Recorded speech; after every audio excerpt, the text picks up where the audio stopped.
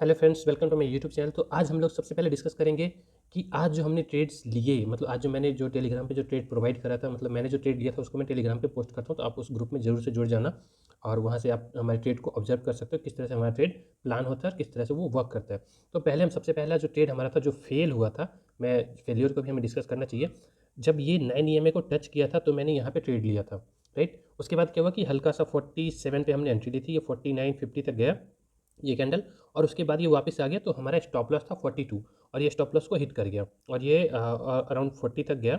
जो भी मैंने स्ट्राइक प्राइस सिलेक्ट कर रखा था वो 40 तक गया और उसके बाद फिर ये 52 फिर अराउंड 60 तक गया। वो मेरे को ध्यान नहीं है क्योंकि मैंने उसके बाद फिर देखा नहीं मार्केट को, क्योंकि एक स्टॉप लॉस हिट होने के बाद हमें मार्केट को थोड़ी देर के लिए छोड़ देना चाहिए, तो मैंने कर दिया था। उसके बाद फिर जब हमारा ट्रेड बना, मैंने आपको कल की वीडियो में ये वाला स्लैब डिस्कस किया था हमने कि जब तक ये स्लैब इंटैक्ट है तब तक मार्केट ऊपर की तरफ रहेगा, मतलब सी साइड हमारी प्रेफरेंस रहेगी।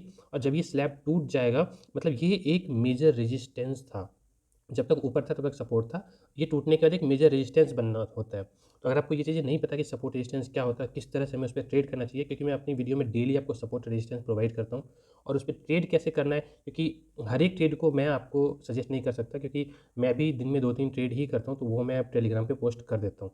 और उसमें भी कभी कभी मैं पोस्ट नहीं कर पाता, क्योंकि एक इंस्टेंट ट्रेड बनता है तो उसको मैं पोस्ट नहीं कर पाता, क्योंकि जब तक पोस्ट करो तब तक वो तो निकल चुका होता है ट्रेड, राइट। तो जो प्लान होता है वो मैं वहाँ पे पोस्ट करता हूँ। तो उसके बाद क्या होता है, उसके बाद फिर जब ये पूरा ये स्ट्रक्चर बना, मतलब ऊपर वाले को भी काटा गया, नीचे वाले को भी काटा गया। यहाँ आप देख पा रहे हो पहले ही नीचे आया, ऐसा लगा कि इसको ब्रेक डाउन दिया, बट यहाँ पे नीचे क्लोजिंग नहीं मिली हमें, यहाँ देख पा रहे हो यहाँ पे क्लोजिंग नहीं मिली। फिर मार्केट ऊपर की तरफ खींच गया। अब यहाँ से लगा कि यहाँ से सी होना चाहिए, बट क्या हुआ कि यहाँ पे मार्केट ने ट्रैप कर दिया सी वालों को। यहाँ पे पहले पी को ट्रैप किया, ऊपर गया, उनका सबका स्टॉप लॉस ऑलमोस्ट यहाँ लगा होगा, उन सबको ट्रैप किया, या फिर यहाँ नहीं लगा होगा तो 9 EMA के ऊपर लगा होगा, उन सबको ट्रैप किया, ऊपर थोड़ी देर रुका भी और उसके बाद फिर नीचे की तरफ आ गया। और फिर ये होता है एक्चुअल प्राइस एक्शन का जो ट्रेडिंग होता है, वो आपको यहाँ पे देखने को मिलेगा। एक तो जो सबसे पहली गलती यहाँ पे क्या थी, वो भी मैं आपको बता दूँ कि पहली गलती ये थी कि यहाँ पे हमें कोई भी बुलिश कैंडलस्टिक पैटर्न हमें नहीं मिला था। हमने सिर्फ 9 EMA को ट्रेड किया था, ठीक है। ओनली वन कंफर्मेशन हमारे पास था, मार्केट यहाँ पे आके रुका था, हमने ट्रेड ले लिया, कैंडलस्टिक के कंफर्मेशन का वेट नहीं किया, तो वो हमसे गलती हुई और इसी वजह से वो ट्रेड हमारे अगेंस्ट में गया।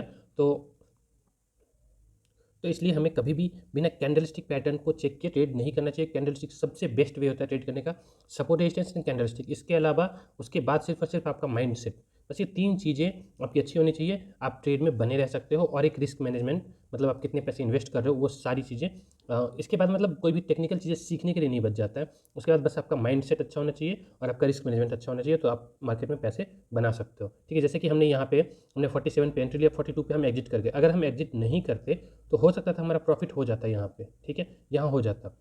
बट अगर इन केस अगर हम इस केस में फंसे होते तो क्या होता, तब तो हमारा सीधा यहाँ पे मतलब पैसा हाफ हाफ से भी कम हो सकता था, क्योंकि एक्सपायरी था निफ्टी का। तो इसलिए हमें इन चीज़ों का ध्यान रखना चाहिए। हमेशा जब लॉस करो तो छोटा लॉस करो, जब प्रॉफिट हो तब उसमें टिको, है ना। अभी क्या होता है रिटेल के साथ, क्या होता है कि वो क्या करता है, जब प्रॉफिट होता है तो जल्दी निकलता है, 1000 रुपये पे निकल गया, लॉस हो रहा है तो 1000 पे क्यों नहीं निकल रहे हो, तब भी निकलो, तभी तो आपका रिस्क मैनेजमेंट सही बनेगा, तभी तो आपका जो होता है risk risk to reward ratio वो आपका अच्छा बनेगा। अदरवाइज तो आप जब प्रॉफिट होगा 1000 में निकल जाओगे, मार्केट कहीं भी जा रहा है, फिर आपके डायरेक्शन में जा रहा है, आप उसको देखे जा रहे हो, फिर जब वो टॉप पे चला जाएगा फिर आप ट्रेड लोगे, फिर आप नीचे फंस जाओगे। तो उन चीज़ों से बचने के लिए जब जब भी लॉस हो तो लॉस में अपने, जब तक स्टॉप लॉस डिसाइड ना हो तब तक ट्रेड लेना ही नहीं चाहिए, और स्टॉप लॉस डिसाइड हो जाए तो स्टॉप लॉस पे स्टिक रहना चाहिए, वहाँ पे हमें काट देना चाहिए ट्रेड को, या फिर स्टॉप लॉस प्रॉपर पुट कर देना चाहिए, जिससे कि वो वहाँ पे आए और फिर हमारा इमोशन उसमें ना जाए, ठीक है। उसके बाद जो दूसरा ट्रेड हमारा बना, जब मार्केट इसके नीचे ब्रेक किया, है ना, तो एक होता है ब्रेकआउट ट्रेडर, उसने यहीं पे ट्रेड लिया होगा, जो पहली बार में यहाँ पे फंसा था ब्रेकआउट ट्रेडर, ठीक है।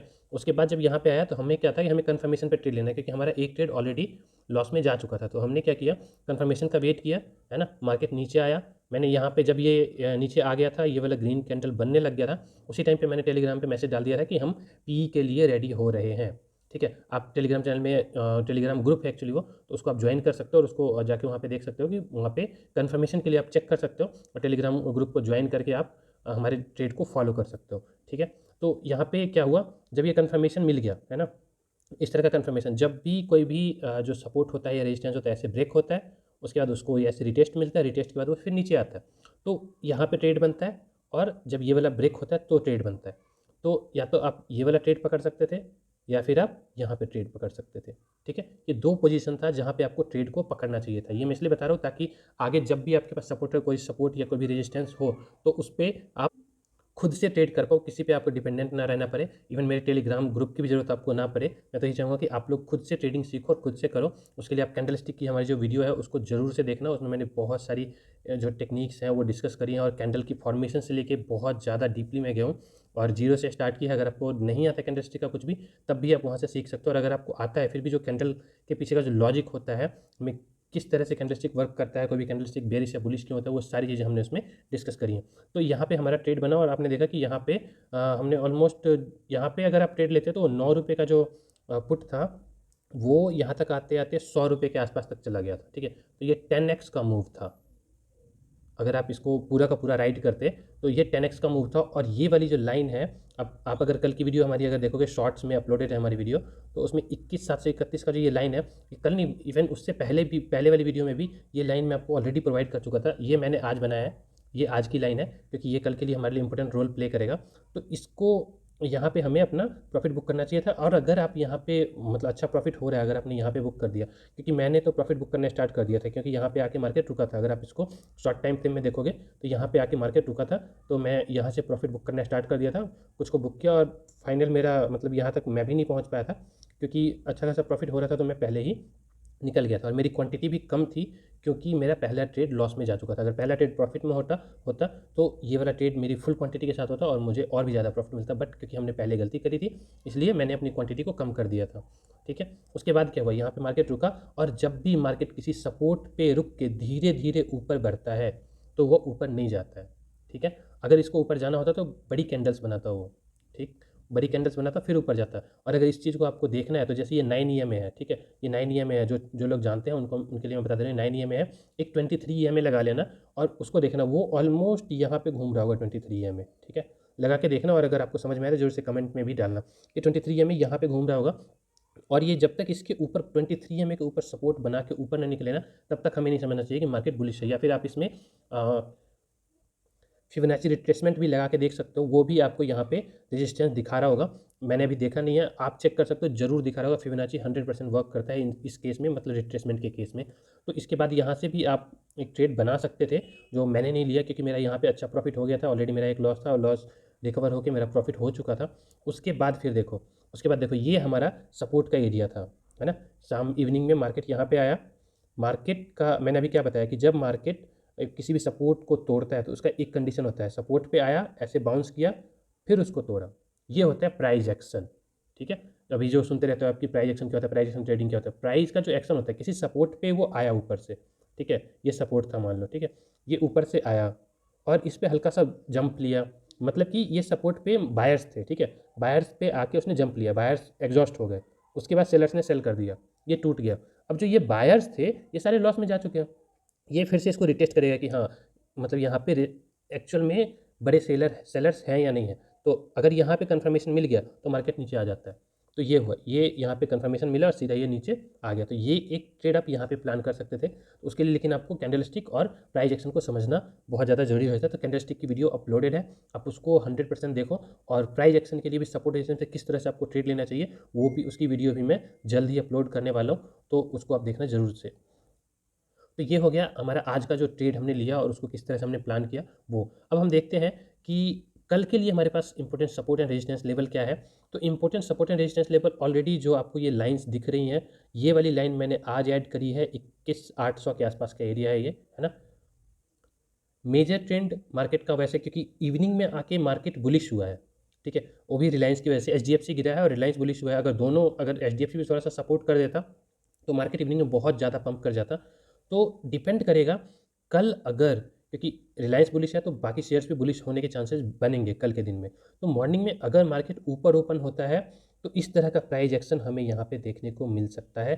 तो इस पॉइंट को आप 21,800 को ज़रूर से नोट में रखना, क्योंकि ये आज का एक पंप का वो भी है। तो ये एक, यहाँ पे बहुत सारे ट्रेडर होंगे जिनका यहाँ पे स्टॉप लॉस होगा, ठीक है। जैसे ऊपर खुलेगा उन सबका स्टॉप लॉस हिट हो जाएगा, मार्केट नीचे आके यहाँ से एक पंप मार सकता है यहाँ पे। लेकिन जरूर से कंफर्मेशन जरूर लेना कि यहाँ पे कोई भी बुलिश कैंडल बनना चाहिए।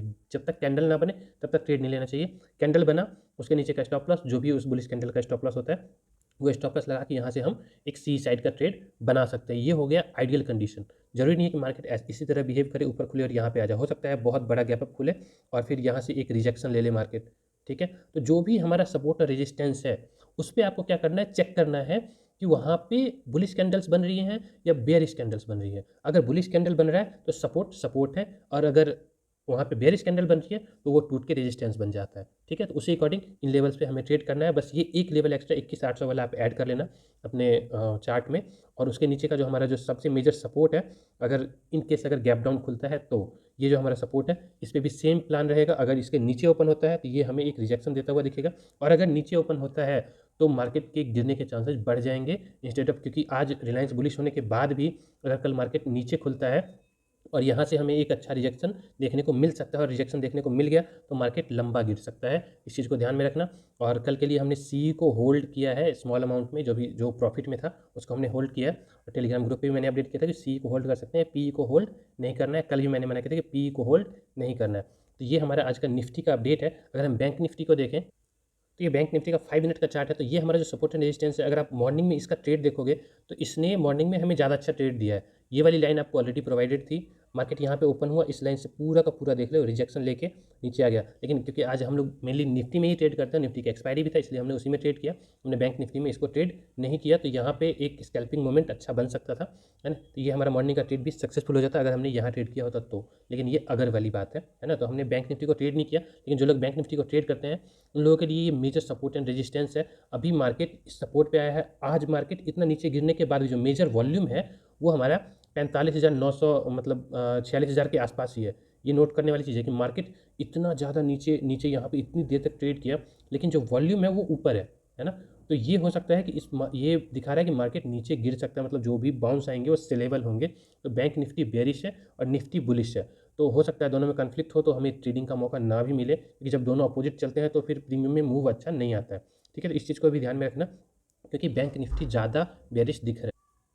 तो अभी आप ये कर सकते हो कि आप स्क्रीनशॉट लेके इसको रख सकते हो, या फिर अपने चार्ट में इन सारे लेवल्स को मार्क कर लो और उसके अकॉर्डिंग जो भी प्राइस एक्शन के अकॉर्डिंग ट्रेड बने उस ट्रेड को करना। कैंडलस्टिक का प्राइस एक्शन को मिला के जो भी अच्छा ट्रेड बने उस ट्रेड में आप एंट्री ले सकते हो, और प्रॉपर स्टॉप लॉस के साथ। Thanks for watching, do like, subscribe and share my videos.